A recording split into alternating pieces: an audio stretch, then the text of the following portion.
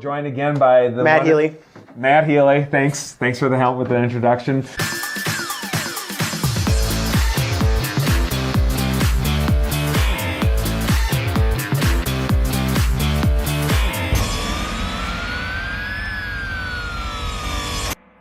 Hello, I'm Josh Pomerleau, joined again by Matt Healy, the one and only, where we're going to talk about, we got a buyer's agent, now what? And the reason why we're doing these videos is because we want to make teams, I shouldn't say the wave of the future, but we want to bring them into the next level, and we want to help you do that. So that's share some of the successes that we have seen and some of the pitfalls that we've seen. It's so funny because when we do these videos, sometimes I'm like, man, we sound really good, but I'm like, man, if they saw how many mistakes we made, they'd be like, they suck. But we did 350 transactions last year for around 75 million in volume, and we're looking to do over 400 this year and get to the 90 million. So I think that is definitely, we can definitely give you some value here, right? Yep, let's hope. Let's hope. So okay, so again, the question is, we decided, hey, we need to get a buyer's agent. Now what? Now we got the buyer's agent. Now what? What does that look like? Yep. So some of the questions that we're getting are, okay, how do you pay them? What are the models that we're going to see? Is it the showing assistant model? Is it a lead buyer's agent model?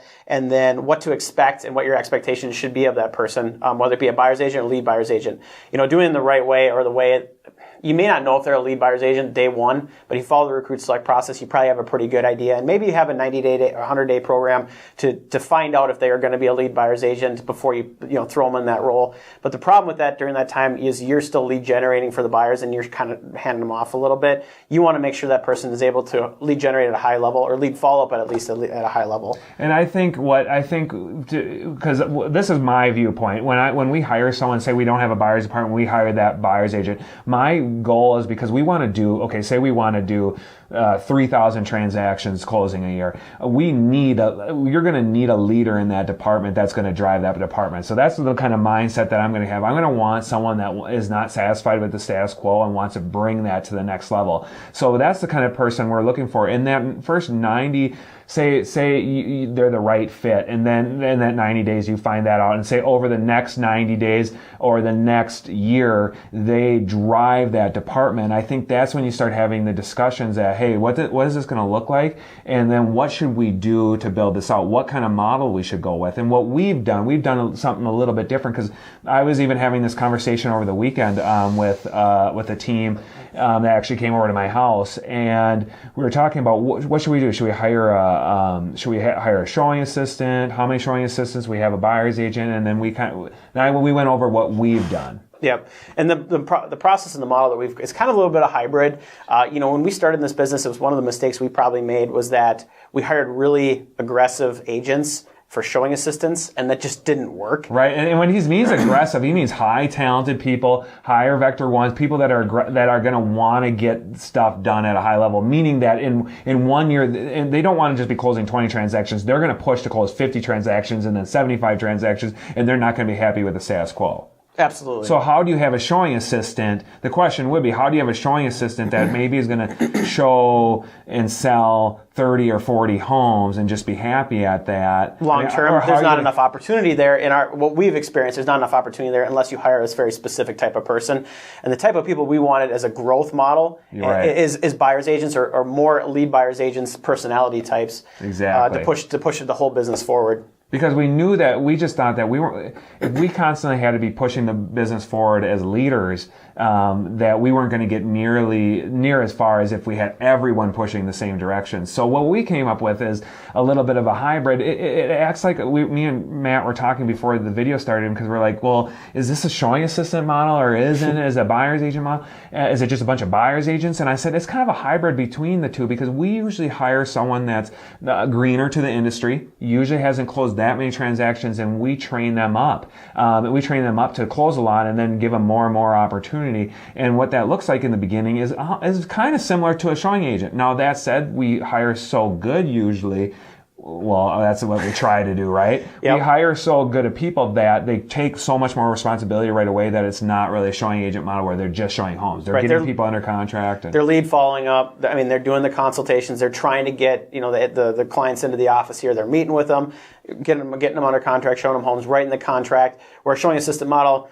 all they do is show homes, lead buyer's agent writes the contract, and that can work, I think, in the short term. I just don't think it's a long-term growth model that's going to push you to 400, 500, 600, 700 transactions a year on the buy side. Right, and this is coming from a guy who ran a team that they closed over 150 transactions last year. So just on the buy side. So and the goal I think this year is over 200, right? 180. 180. Yeah, 180. Okay. So 180, and we've just found that if we have other people pushing forward, that we're just going to. We're all going to do more. We're all just going to do more, and then I guess as an organization, what are you going to do to get those people to the what's going to be the next step? Are they going to become a lead buyer's agent somewhere else, or are they going to become a listing agent?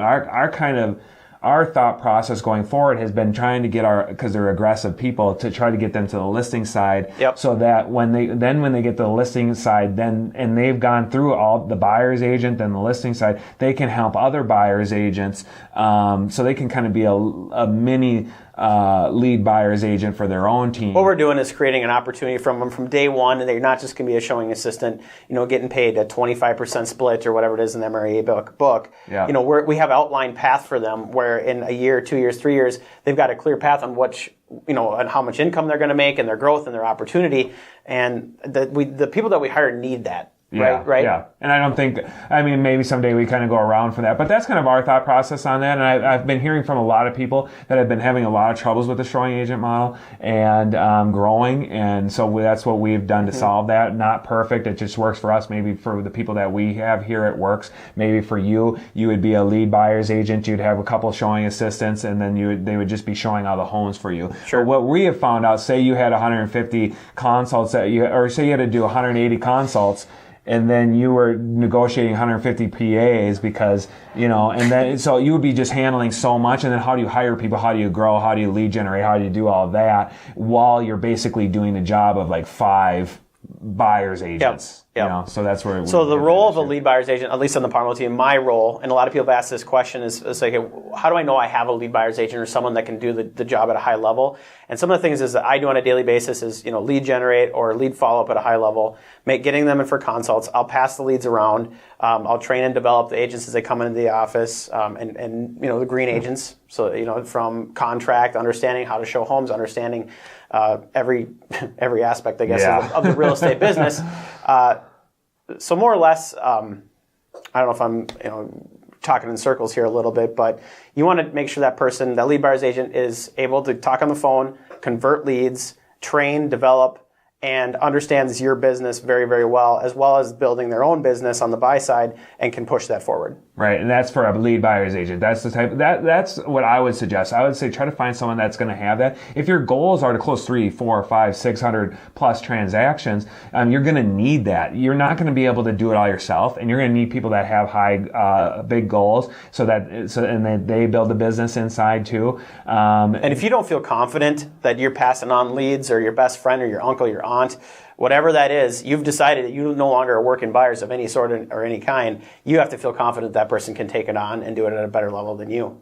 Yeah, and then let's just finish with this thought that if you don't feel like my mom wants to buy a house, and you feel that the buyer's agent that's on your team can't handle that as good as you or better than you, then you got the wrong person. Yep. Right. Or if you don't trust that a lead comes in and you hand it to that lead buyer's agent and you're worried about what's happening with it, right, and checking up on it, then you probably have the wrong person too. I would say you do, because again, if you have to be following up, there's people out there that can do it, and we've done that, right, Matt, from the get-go. We've been saying there's people that said, I'm not going to buy a house unless it's Josh, and I said, well, that's too bad, because Matt's better than me and he could do this better because he does this every single day, and I do this. I get listings, I lead generate, I'm hiring the next person, whatever that is. And I'm like, there's no way I could keep up with Matt because he's just pounding this every single day. So thanks for coming to another episode of Teaming Up Show. And I hope you got a lot of this. Again, the reason why we're doing this is because we want to show you how to build a team like we've done